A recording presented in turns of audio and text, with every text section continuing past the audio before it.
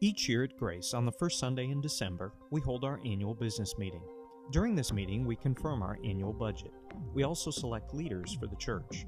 Grace is led by two groups, the elders and the deacons. The elders have the general oversight of the church and focus primarily on the spiritual development of the body. The deacons look after the physical needs of the facilities and the tangible needs of its members. Elders and deacons each serve 3-year terms.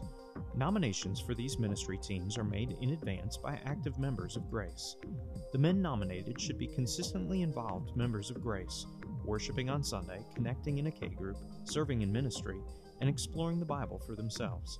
They should be committed and growing in their relationship with Christ. They should be supportive of the doctrine and vision of Grace Church. The pattern of their life should match the qualifications of 1 Timothy 3 and Titus 1. There, the Bible says, if anyone wants to provide leadership in the church, good. But there are preconditions. A leader must be well thought of, faithful to his wife, cool and collected, accessible and hospitable. He must know what he's talking about, not be overfond of wine, not pushy but gentle, not thin-skinned, not money-hungry. He must handle his own affairs well, attentive to his own children, and having their respect. For if someone is unable to handle his own affairs, how can he take care of God's church? He must not be a new believer, lest the position go to his head and the devil trip him up. Outsiders must think well of him, or else the devil will figure out a way to lure him into his trap. The same goes for those who want to be servants in the church. Serious, not deceitful, not too free with the bottle, not in it for what they can get out of it. They must be reverent before the mystery of faith, not using their position to try to run things. Let them prove themselves first. If they show they can do it, take them on. No exceptions are to be made for their wives, same qualifications. Serious, dependable, not malicious gossips, not overfond of wine. Servants in the church are to be faithful to their wives, attentive to their own children, and diligent in looking after their own affairs.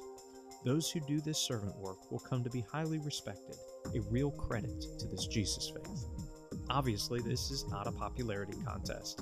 It is serious spiritual business, so nominations should be submitted only after adequate prayer and personal consideration of people you know well.